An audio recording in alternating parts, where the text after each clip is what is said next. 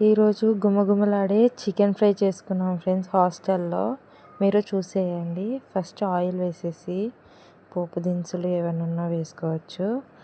Onion అది ఎర్రగా వేగేంత వరకు చూసుకోవాలండి.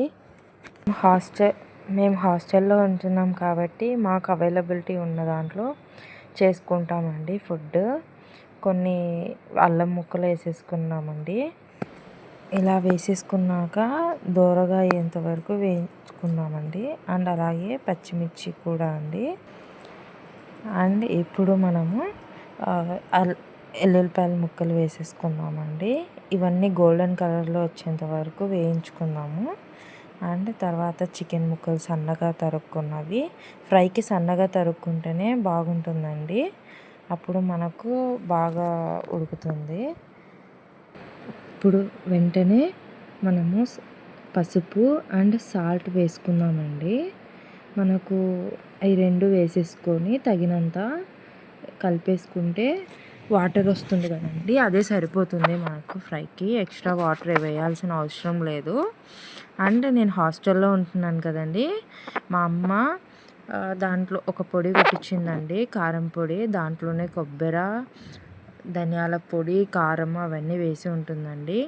సో అదే యూజ్ చేస్తానండి నేను మోస్ట్లీ. ఏమేమి చిన్న చిన్నవి చేసుకోవాలని అనుకున్నా తగినంత వేసేసుకొని ఇంకా డైరెక్ట్ కలిపేసుకుంటానండి. ఇది చాలా బాగుంటుందండి.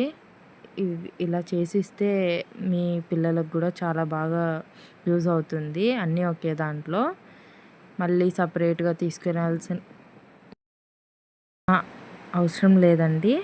అండ్ ఇప్పుడు ఒక వింతగా మా రూమ్మేట్ గోడంబి యాడ్ చేద్దామనేసి యాడ్ చేయించిందండి నాతో. బాగుంటుందంట ఇలా కూడా యాడ్ చేస్తే. చేశానండి.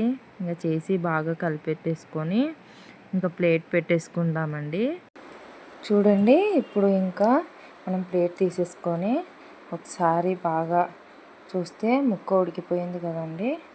ఇంకా మనము కొత్తిమీర అలాగా ఏమైనా ఉంటే గార్నిష్ చేసేసుకొని దింపేసుకోవడమే అండి. నేను కొత్తిమీర ఎక్కువ వేసుకుంటానండి, నాకు చాలా ఇష్టం. ఇంకా అంతే అండి, రెడీ అయిపోయింది. చూసేయండి మా bachelor chicken fry. Thank you.